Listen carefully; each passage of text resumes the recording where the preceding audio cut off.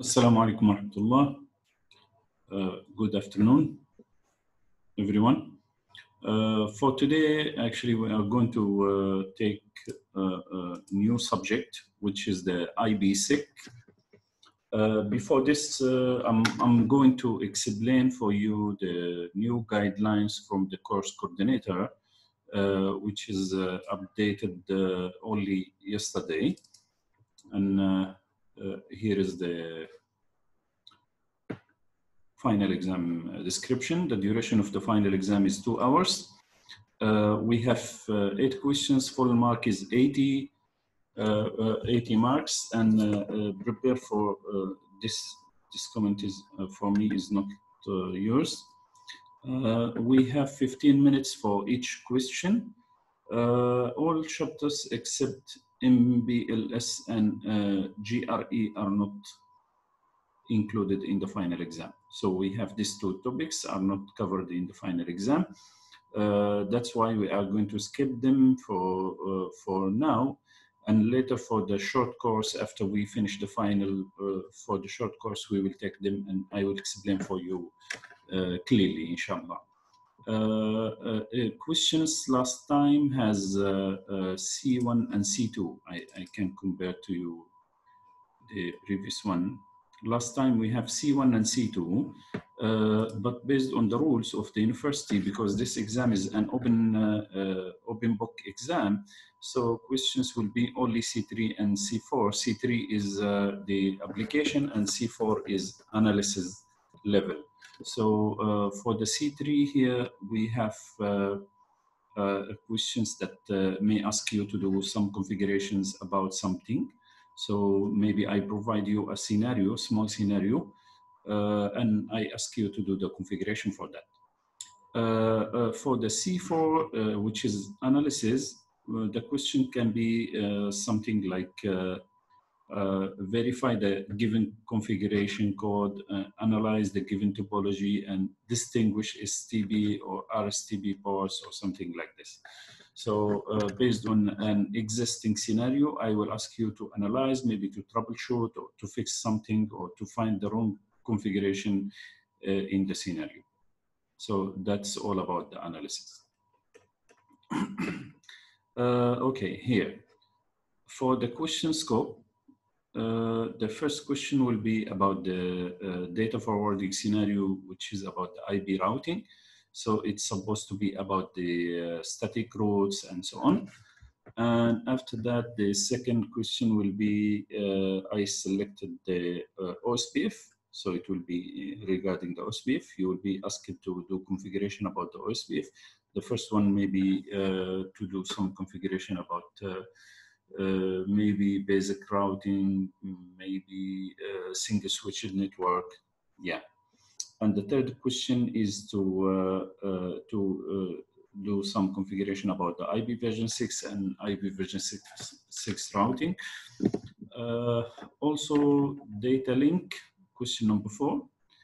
Here question number 4, 5, and 6 are level 4, together with the question number 8, level 4. So here in question 4, we have to do some configuration or to find what is wrong with the existing scenario, which is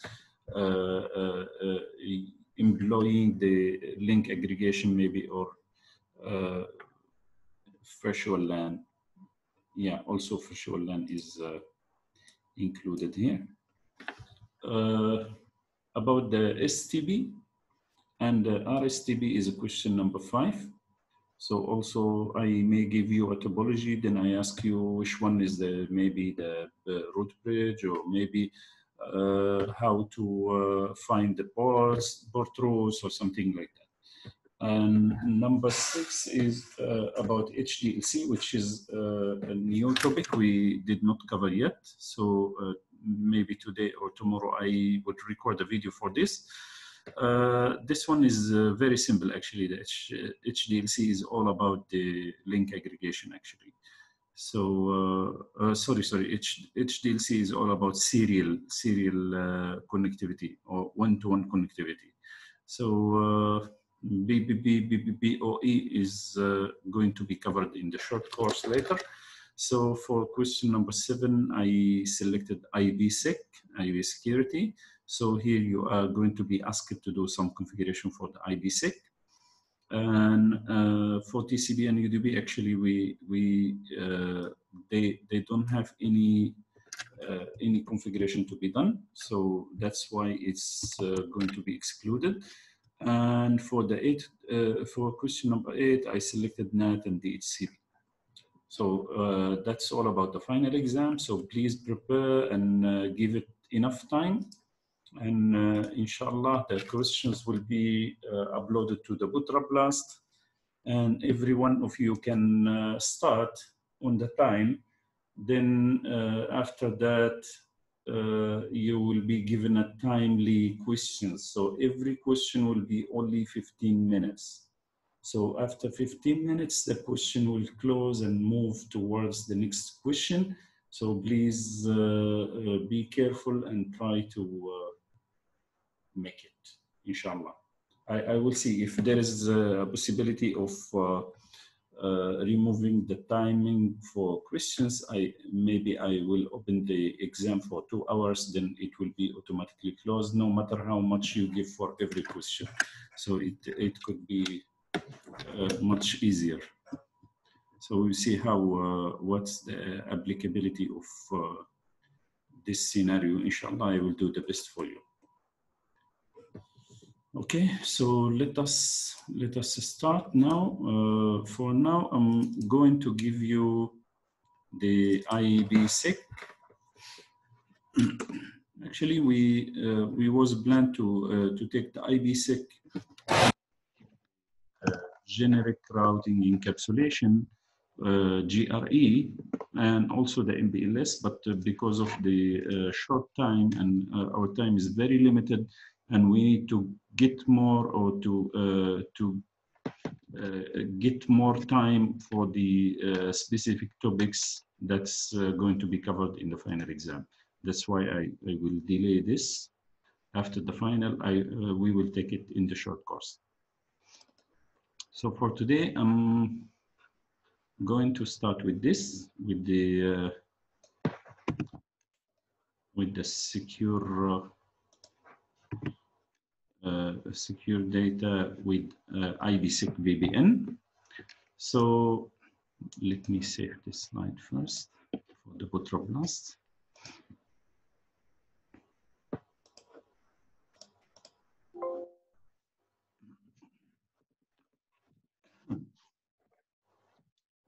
Actually, in this course, in this presentation, I'm going to explain the IPSec and how it works, the concept, the principle of the IPSec, and why we need to use it, and how to configure it also, and what kind of configuration we need to do.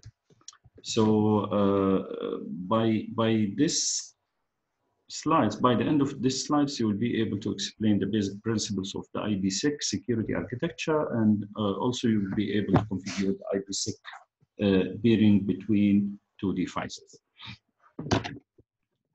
This topic actually is very short, and the concept is also very simple. Here, for the concept in general, I'm going to explain something very simple to you.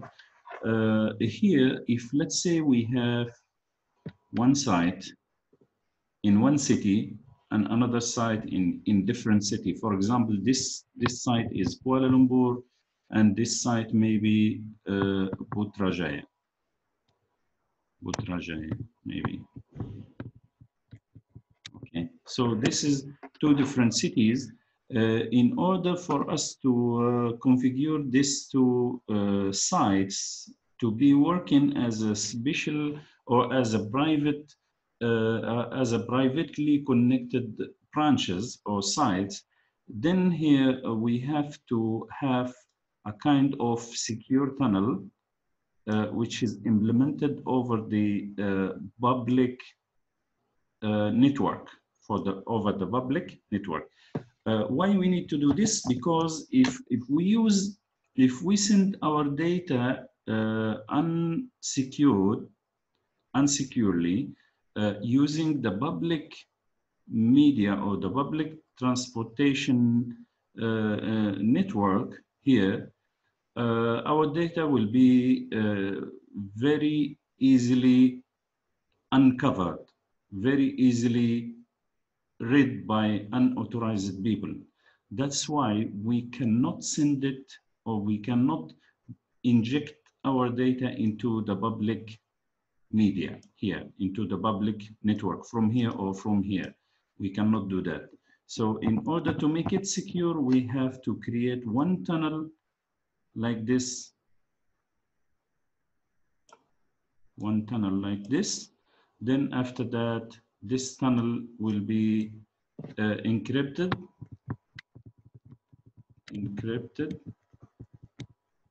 and secure. Encrypted and secure. So all of our private data will be traveling using the public network, but in the form of encrypted data, which will be highly secure. So the IPSec tunnel, it's working as a private connection over a public network. So this one, this part actually is a private over the public network. Okay, I hope this one is clear. So this is the main concept of the IPSec. And the IPSec actually is working based on something called VPN. VPN means virtual private network. So this one is the physical network, but virtually we use our private network on top of that public physical network. Okay? So this is the main concept of the IPSec VPN application.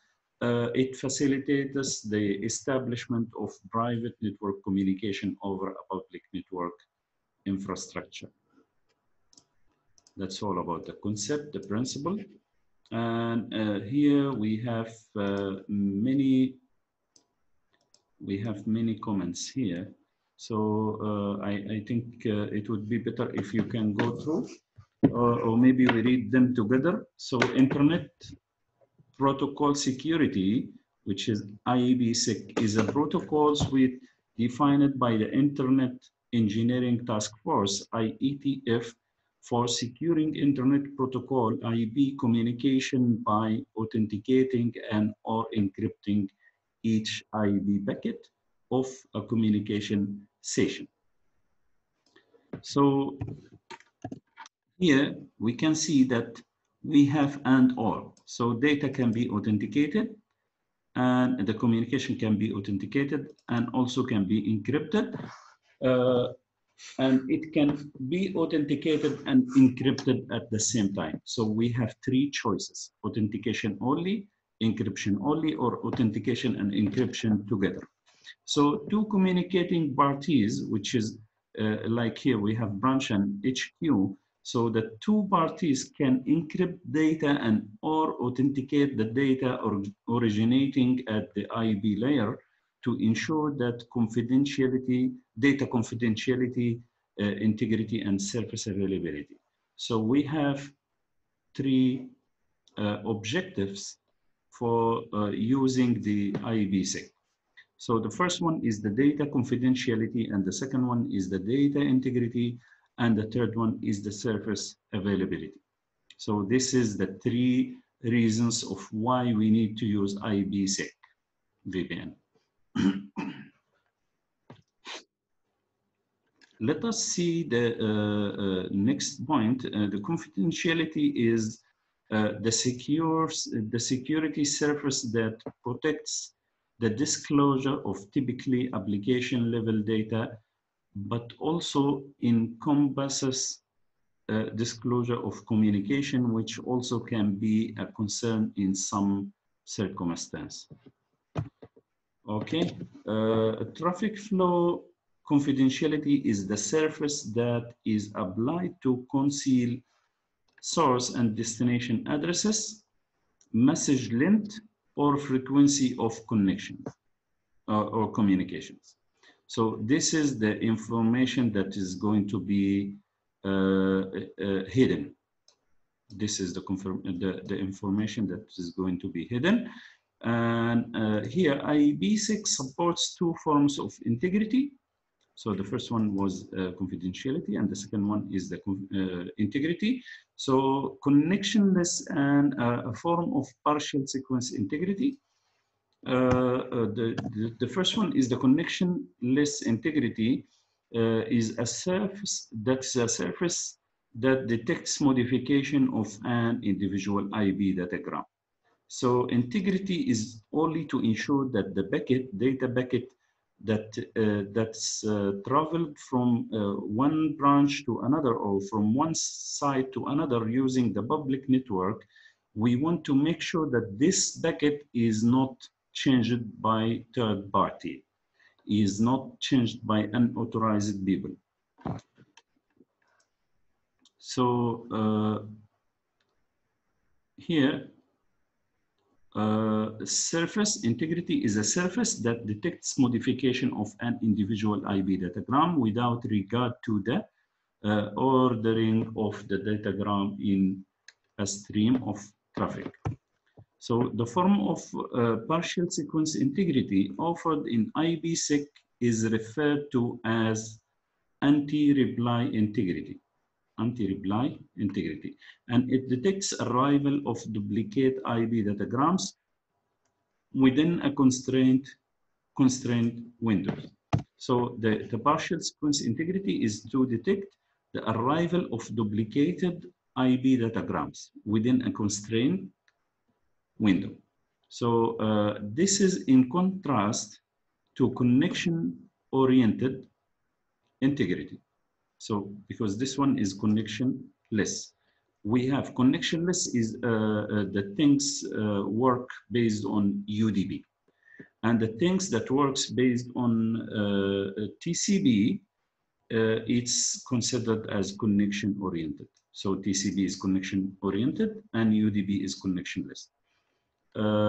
Here, this is in contrast to connection-oriented integrity, which imposes more stringent sequencing requirements on traffic. Example, to be able to detect loss or reordered messages.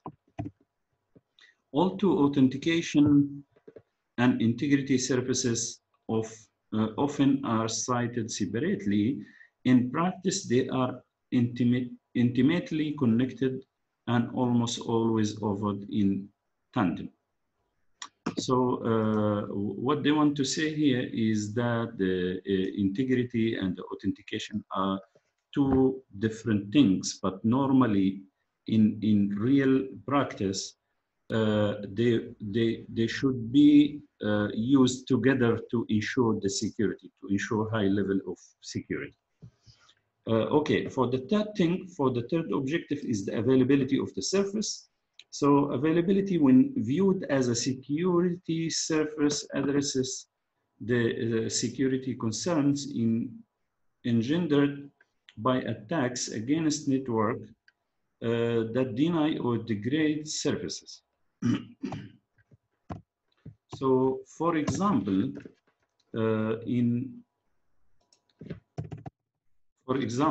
the IPSec context, the use of anti-reply mechanisms in the underlying protocol, specifically AH and ESP, which is the two protocols that we can use. The AH is the one that's used for authentication, and the second one, ESP, which is the one used for encryption. So underlying protocols, specifically AH and ESP, support availability to prevent attacks that malicious users initiate by resending captured packets. So here, the AH and ESP are going to be used to avoid the unavailability of the service or to increase the availability of the service by avoiding the malicious users who attacks our network by capturing some packets and resend them to other PCs. So the architecture of the IPSec VPN is, as you can see here, we have two parts. Actually, the first part is the authentication and the second part is the encryption. Okay, before we go through these two, we want to read here. Confidentiality and integrity of services are supported through authentication and encryption-based protocols. So confidentiality and integrity, both are based on the AH and the ESB. So AH is the authentication. So here in the authentication, we can see how many algorithms,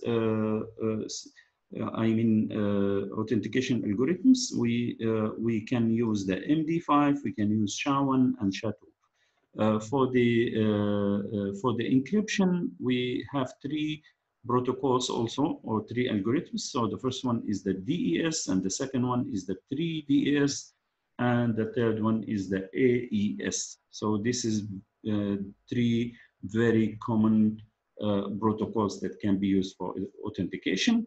Here we have some comments we will go through here. So IB uses two protocols to provide traffic security, authentication header. This one, authentication header, is used for authentication, and encapsulating security payload, which is ESP. This one is all about the payload, which is the data, the real data that's carried by the datagram or by the packet. So here the encapsulation means encryption of the payload or the encryption of data. And this one is only the authentication of the header. The IB authentication header provides connectionless integrity, data origin authentication, and an optional anti-reply services. So all of these three, integrity, data origin authentication, and optional anti-reply services, can be done using the AH. So the encapsulating security payload ESP protocol, sorry, we have to make this like that. The encapsulating security payload ESP protocol may provide confidentiality. So confidentiality can be provided by ESP, which is by encrypting the data, and limited traffic flow confidentiality. So we have confidentiality and limited traffic flow confidentiality. Both of them can be achieved by using the ESP. So ESP optionally provides confidentiality for traffic. The strength of the confidentiality depends in part on the encryption algorithm employed, for which three main forms of encryption algorithms are possible. So the three algorithms are, as I mentioned here, DES, 3DES, and AES. So ESP may also optionally provide authentication. However, the scope of the authentication offered by ESP is narrower than for AH. So ESP can also provide some authentication, but it's very, very limited compared to the AH. Narrower than for AH, since the external IB header, tunnel mode, and ESP header are not protected under ESP authentication. So if we go to this slide, we can see that the ESP doesn't protect the IB of the IB header, doesn't protect the IB header. So data is not, the header is not going to be encrypted or not going to be secure. That's why the security, the authentication level provided by the AH is better than the authentication level provided by the ESP. So data encryption standard with the cipher block chaining, DES CBC, is a symmetric secret key algorithm that uses a key size of 64 bits, but is commonly known as 56-bit key, as the key has 56 significant bits. the least significant bit in every byte is the parity bit. So this details actually is not important for us now, but only for your information. You have to read it and at least to have an idea about how it works. But it's not going to be used for our final exam, since in our final exam you will be asked to do configuration only and analysis. So that's why I'm going to skip this part, and you can go through by yourself. So here we have another concept or another principle called security association. Security association, and this security association is called SA in the short form, called SA. So it specifies parameters for connection establishment. So the SA will have all of this information. It will have the local address of the site and the remote address of the other site, because here we are going to establish a tunnel. So in order to establish a tunnel, every side, every party must have its own SA. So every SA should include the local address of the local site and the remote address of the remote site, and the SPI inbound and also the SPI outbound. Later we are going to explain this, and also the key used for encryption or securing the connectivity, and also the transform proposal. So the other side also will have its own, because this one, the SA actually is one direction, is only a one direction. Okay. A security association SA defines parameters in only one direction. So as we know, every connection must be two-directional. That's why every direction have to have its own SA, and it have to be used together with the other side SA to establish the IB security tunnel. So a security association denotes a form of connection that's established in a single direction through which security services relevant to the traffic are defined. So it will carry the configuration of the tunnel party. Security services are attributed to an SA in the form of either HA or ESB, both, but not both. So we have to use either AH or ESB. So if we use both of them, AH and ESB together, then every party must have two SAs. One SA for the AH and the other SA for the ESB. So if both AH and ESB based protection is applied to a traffic stream, then two or more SAs are created to attribute protection to the traffic stream. As I mentioned, if we applied AH and ESB, every site must have at least two SAs, one for the AH minimum and the other one for the ESB minimum.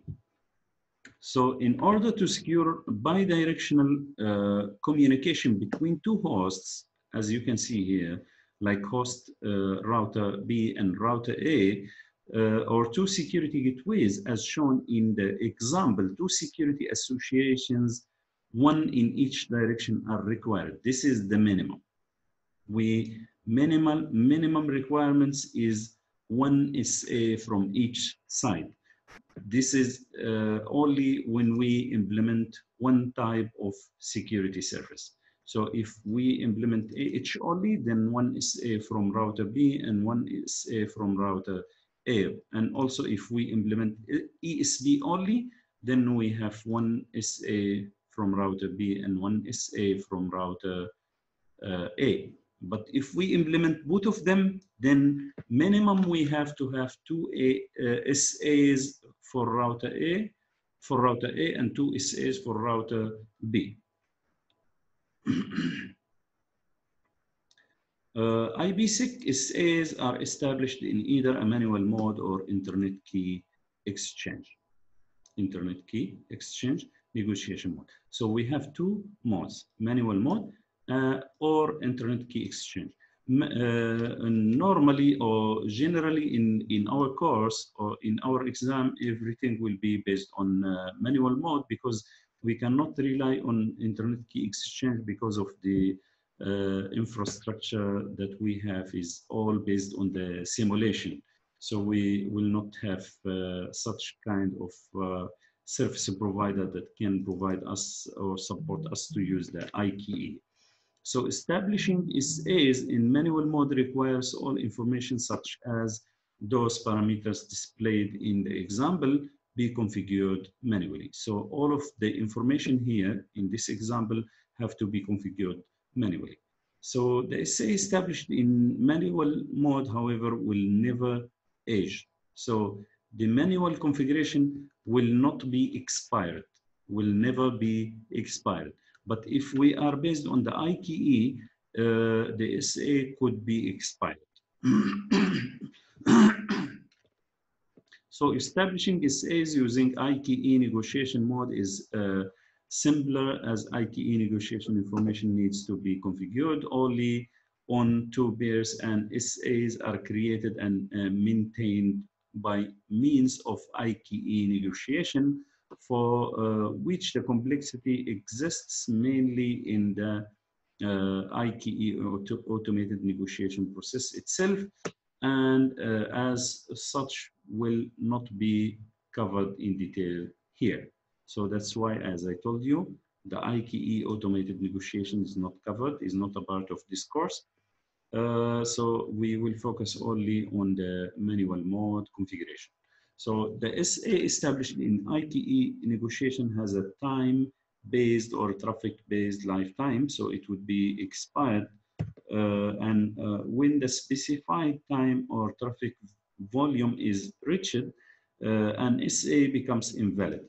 So when the SA is about to expire, IKE will negotiate a new SA. So this is all for your information to understand what is the difference between manual and IKE negotiation. So here we have the modes of the IB security. So we have the first mode is the AH only, which is, as you can see here, we will have only the AH header will be added to the packet, as you can see here, between the IB header and the TCB header. For the ESB mode, we will have three parts. So the first part is the ESB header, and the second is the ESB trailer, and at the middle we will keep the TCB header and the data inside. And also we will have something called ESB authentication for the authentication purpose, but this one is very limited compared to the AH. So this is how the ASB works. So you can see here for this one, this data is going to be encrypted. This data is going to be encrypted, the TCB data and ESB trailer. And this one for authentication, also the ESB will be secured as well. So all of these parts will be secured. For the AH and ESB together, so we will have four parts will be inserted here. So we will have such a mix of the two headers together. So we can see here the AH, and also we can see the ESB and the ESB trailer, and also the ESB authentication. So encapsulation modes are defined in security association. So in this SA, this one, we will define which mode is going to be used in this SA. And also the transport mode secures only the payload of the packet. So here, the transport mode, this one, will secure the payload. The payload is the data, actually. The payload is the data and the TCB header. Both of them are considered payload for the IB packet. So in IB version 4, a transport mode security protocol header appears immediately after the IB header, and options and any options and before any higher layer protocols like TCP or UDP. So transport mode is this one here. In our case is the TCP. In transport mode, the protocols provide protection primarily for upper layer protocols, and also an AH or ESB header is inserted between the IB header and the transport layer protocol header. So we can see. So in this case, the AH header will be inserted between the IB and TCP. And in the second mode, the ESB header will be inserted between the IB and the TCP. And in the mixed mode, we will have two headers will be injected between the IB and the TCP. So in the case of ESB, a transport mode, SA provides security services only for these higher layer protocols, not for the IB header. So the IB header in the ESB is not going to be secure. But for the first mode also the IB header is going to be secured. And also in the mixed mode, also the IB header is going to be secured. In the case of AHV, the protection is also extended to selected portions of the IB header as well as selected options. So the mixed mode actually is the highest level of security. So this one is the first mode, which is the transport mode. And the other mode is actually the tunnel mode. So as you can see here, for the authentication, we have the authentication that covers everything, the IB header and also the TCP header and the data together. Here also, we have a new IB header created for the secured bucket. So even the original IB header actually is going to be encapsulated by the AH header. So here the tunnel mode actually has higher level of security compared to the transport layer. So this is the original header and this is a new header, a new IB header. This is the original IB header and this is the new IB header. So as you can see here, in this case, we have more complications. So the encryption is covering also the original IB, including the TCP and data.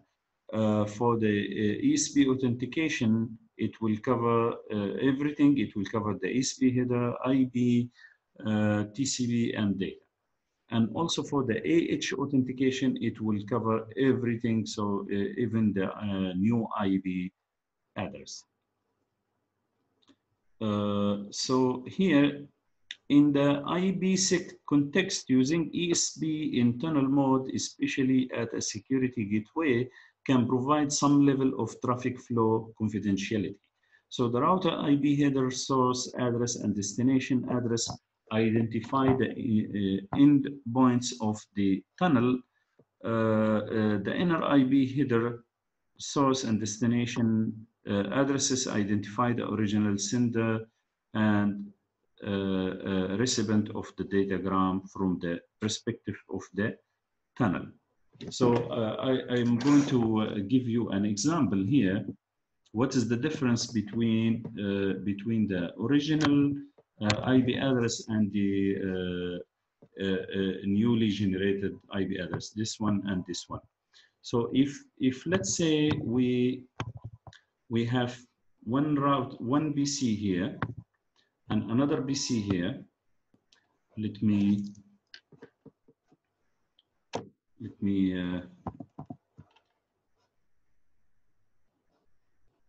open a white page.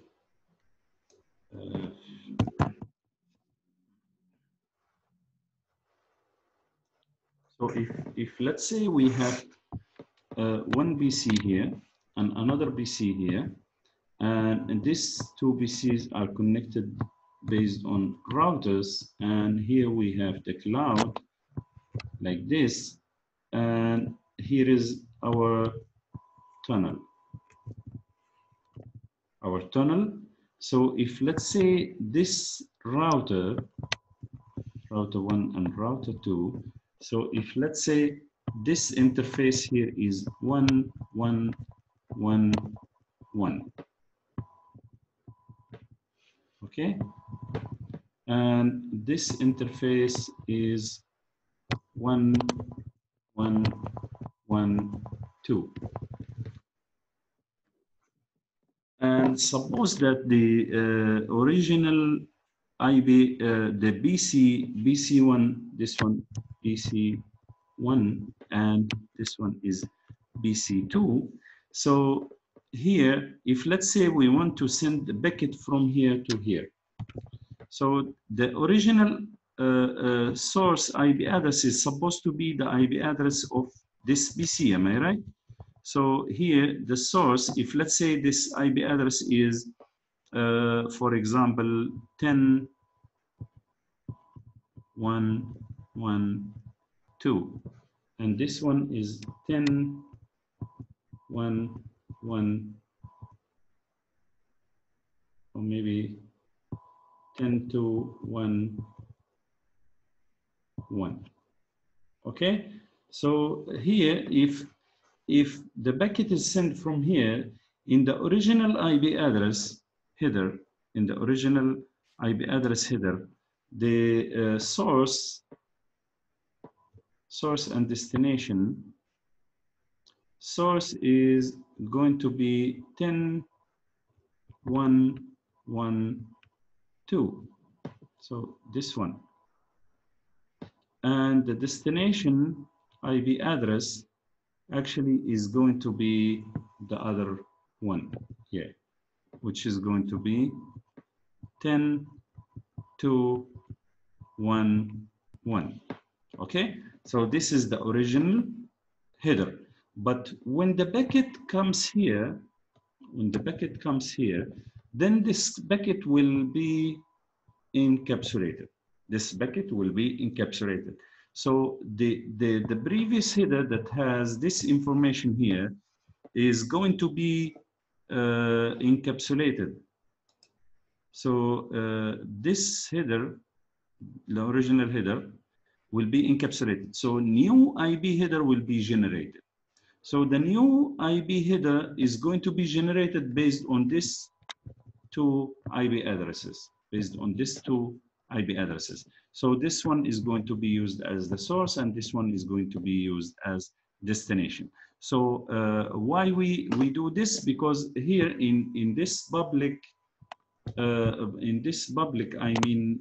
network, so every unauthorized person can see packets traversing or traveling between this IB and this IB.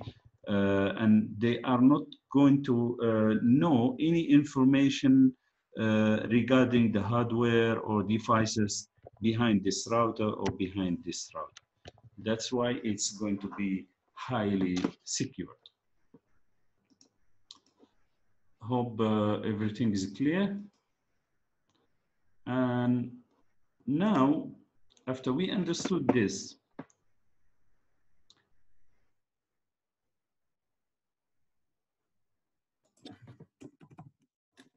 okay, I'm not going to go through this because I already explained.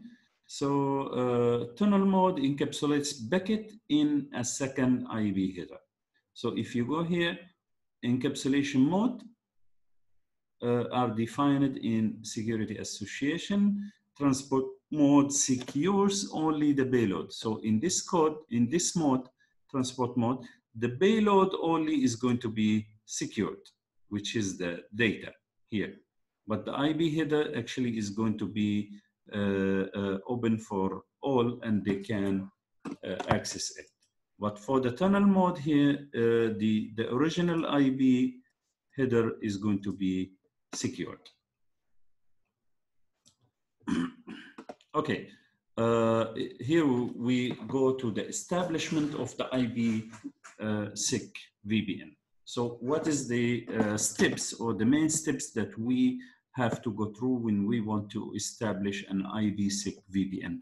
So the first one is to ensure reachability. So we have to ensure that the remote site is reachable.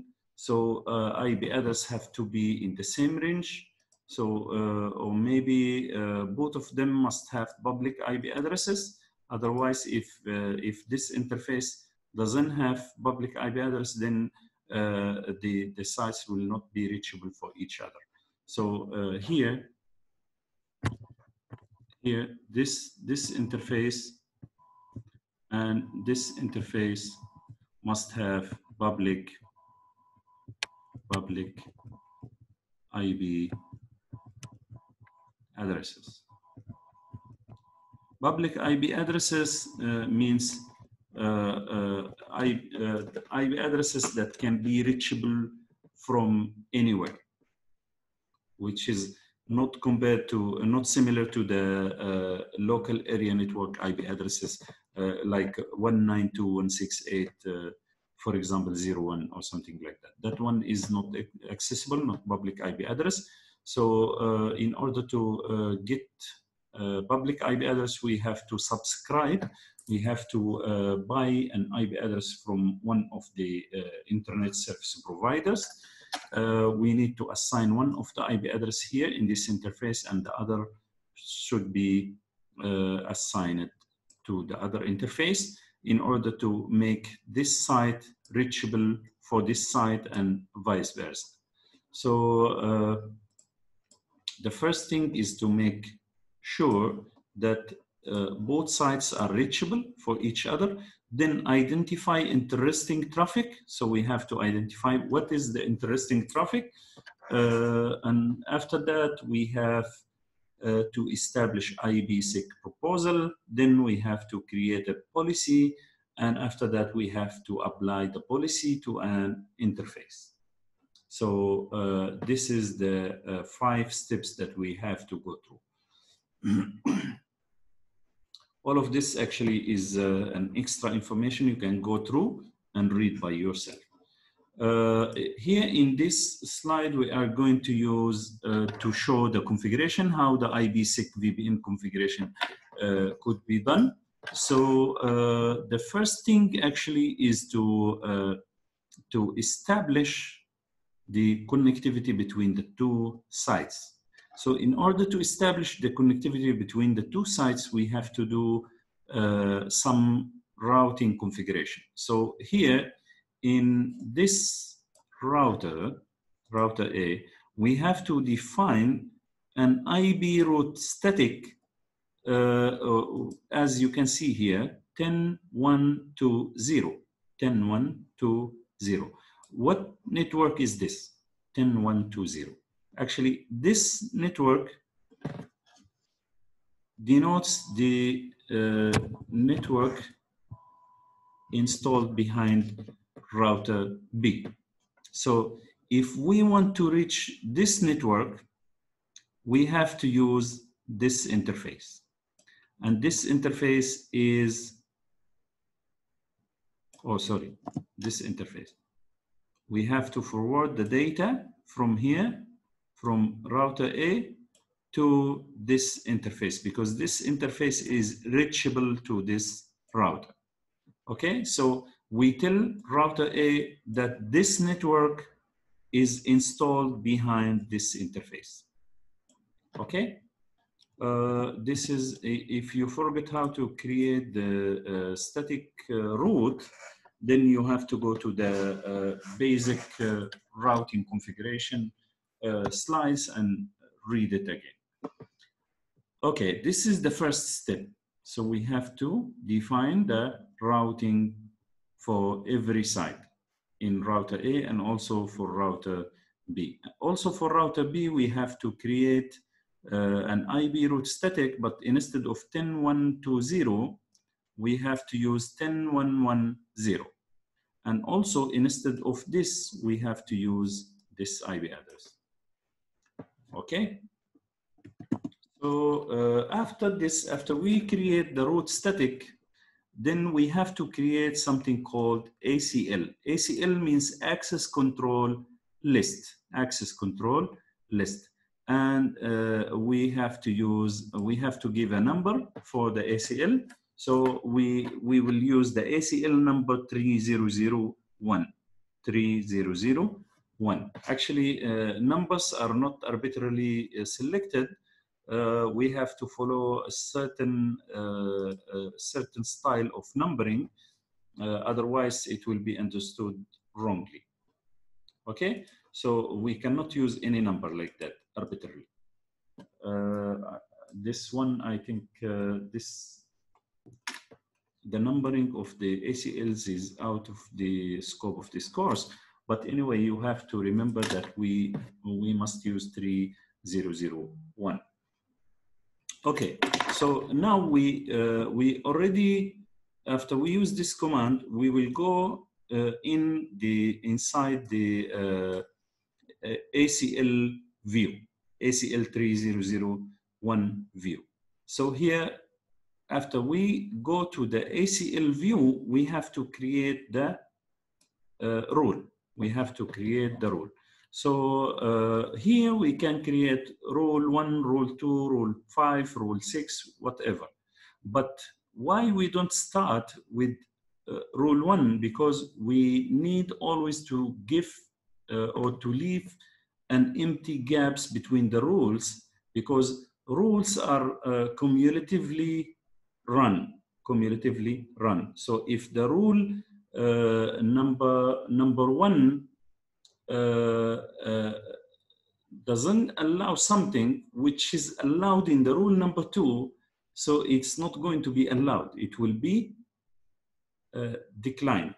Why? Because the higher number of the rule, which is the smaller, is already denied.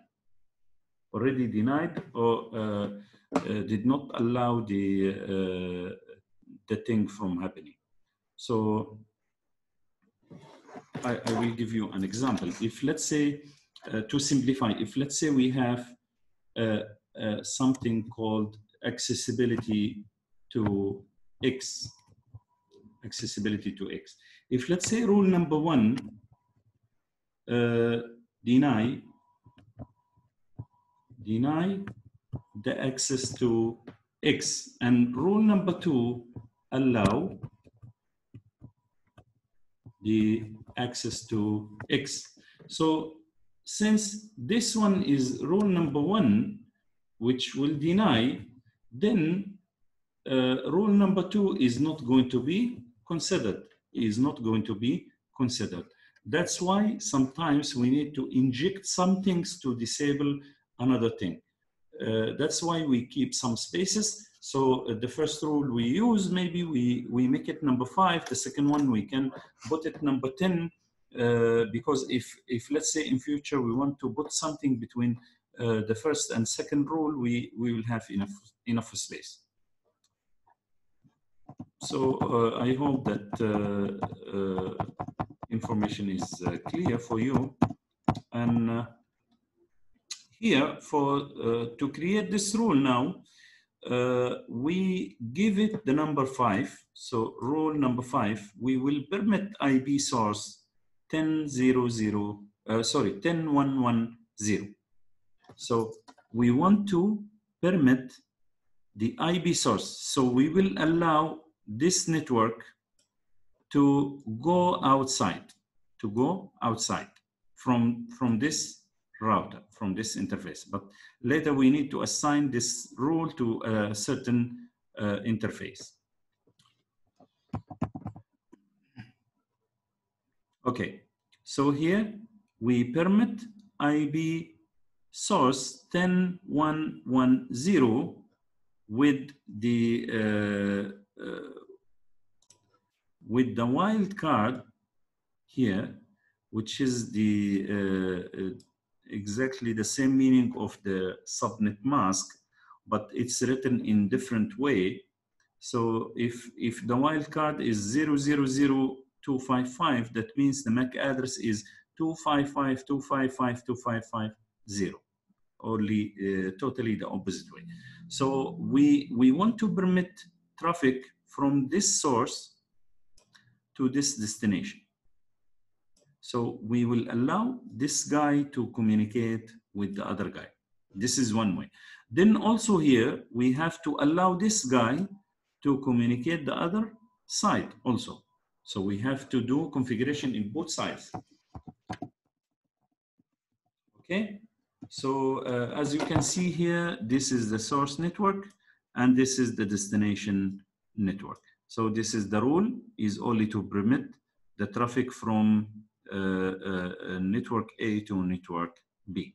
Then after that, we have to create an IPSec proposal. So IPSec proposal here is named Tran1. We give the name here. So it's up to you. You can use whatever name. So here IPSec proposal, then you give the name.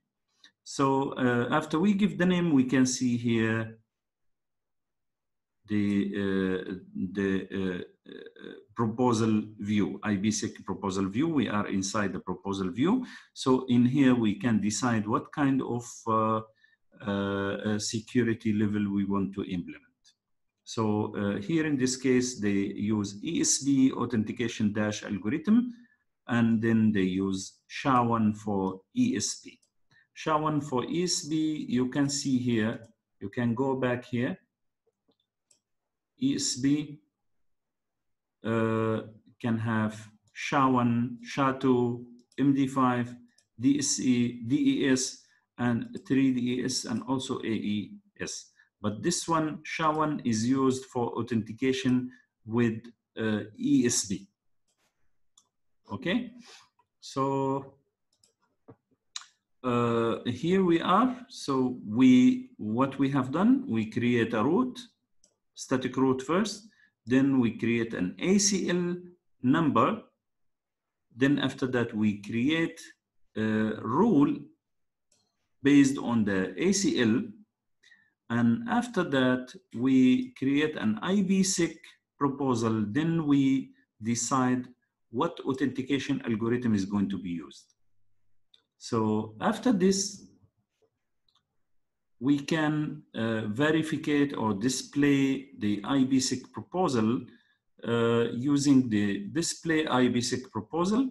So it will show us the number of proposals. It's only one, and also IPSec proposal name. It's the trans1, and the encryption mode is tunnel, and the transform is ESB new, and the ESB protocol is SHA-1. Encryption is DES. Okay, but this configuration is not enough because it's not yet completed. So to complete this configuration, we have to create also a policy, because here we mentioned that we have to ensure the reachability by preparing the routing. Then after that, we have to identify the interesting traffic. So interesting traffic have been identified here based on this. So this is the traffic from the source to this destination. And after that, we have to establish IPSec proposal. We already created the proposal, and now we are going to create the policy. Then after that, we link the proposal to the policy. Then we assign it to the interface. Okay, to understand this, I'm going to maybe if I can, maybe I better take this and copy it, also put it here. Oh.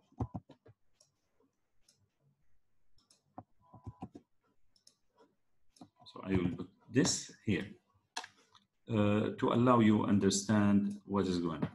So here, after we create the route, we create the ACL number. Then after that, we create the rule inside the ACL. After that, we create the proposal. Then after that, we assign security algorithm for that proposal. So here, after this, we have to create a policy. So we use the IPSec policy, and we give it the name B1 10 manual. So we decide the name is B1 10, and the mode is manual, because we have manual and we have the other one, the ITE negotiation. So after we use this command, this policy is going to be created, and we will enter the view of this policy. Then here we have to assign the ACL that we created here to this policy. We link the ACL to the policy. And also we have to link the TRAN one, which is the proposal. We have to link the proposal also to the policy. So that means, this means we have to create a rule ACL that contains a rule. Maybe better if we can make it here.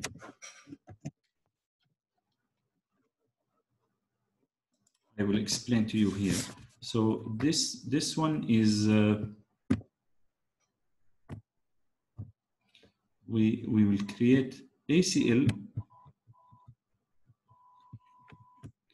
that have rules inside, rule or rules. Then after that, we have to create what? Based on here, we have to create what they call it, proposal.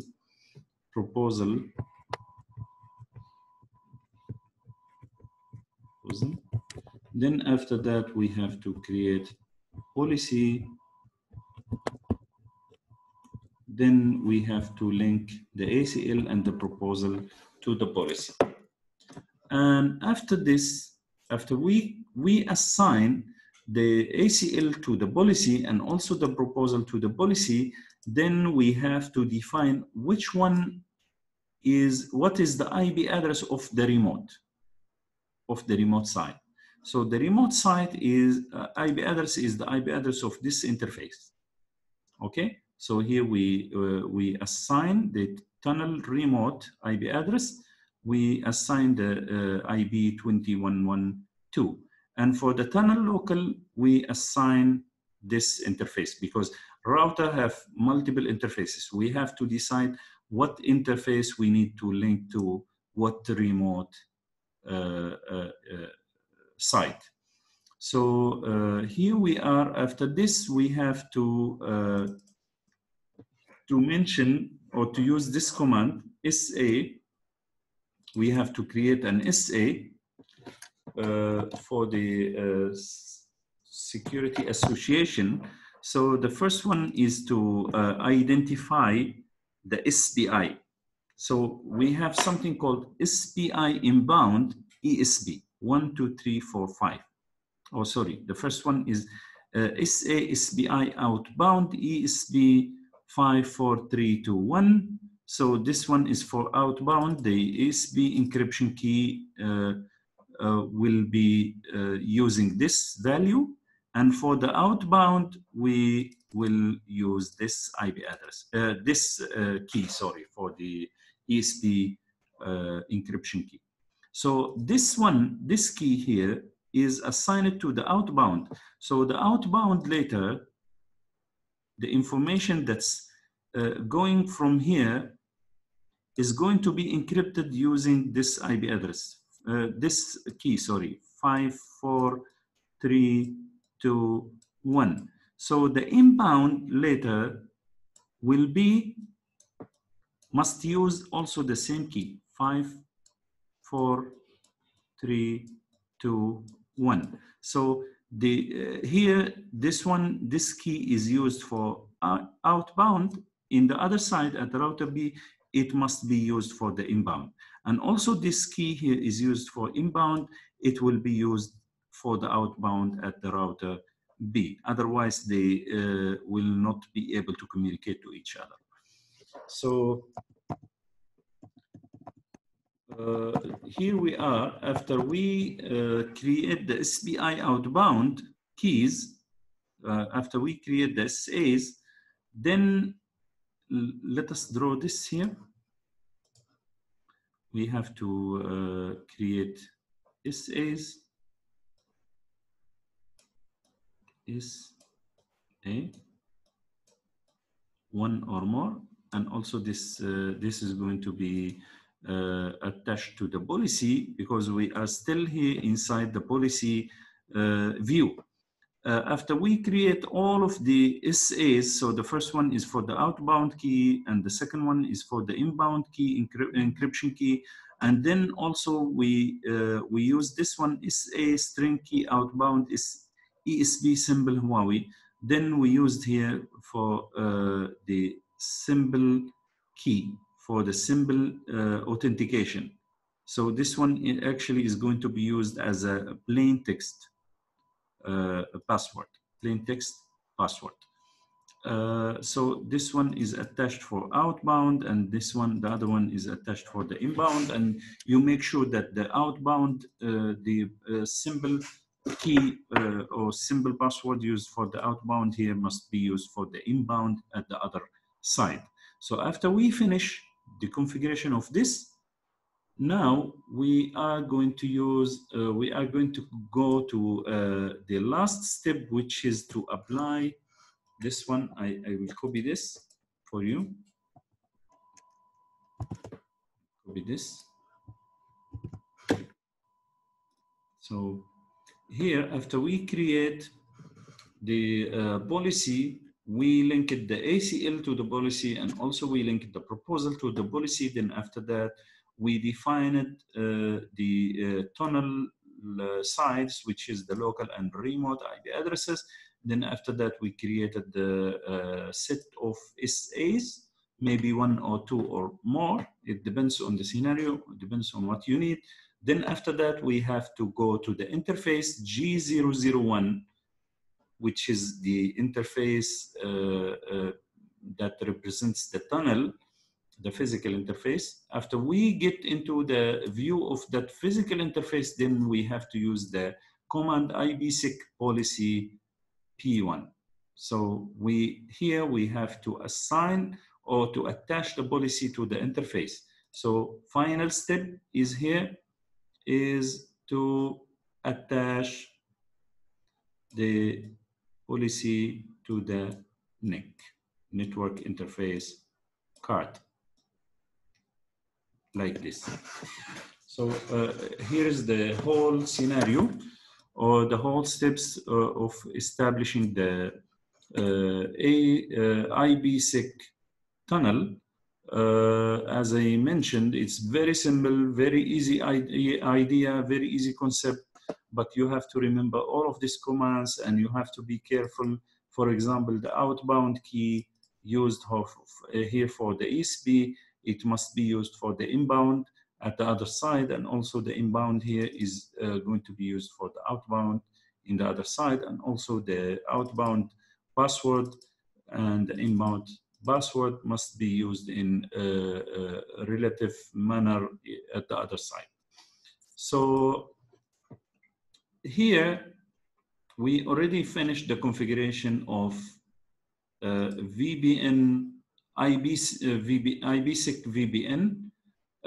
After this, we if let's say we want to verificate or do verification for the IPSec policy, so we can use the command display IPSec policy. So it will show us the policy name P1, and also it will show us the attached physical interface.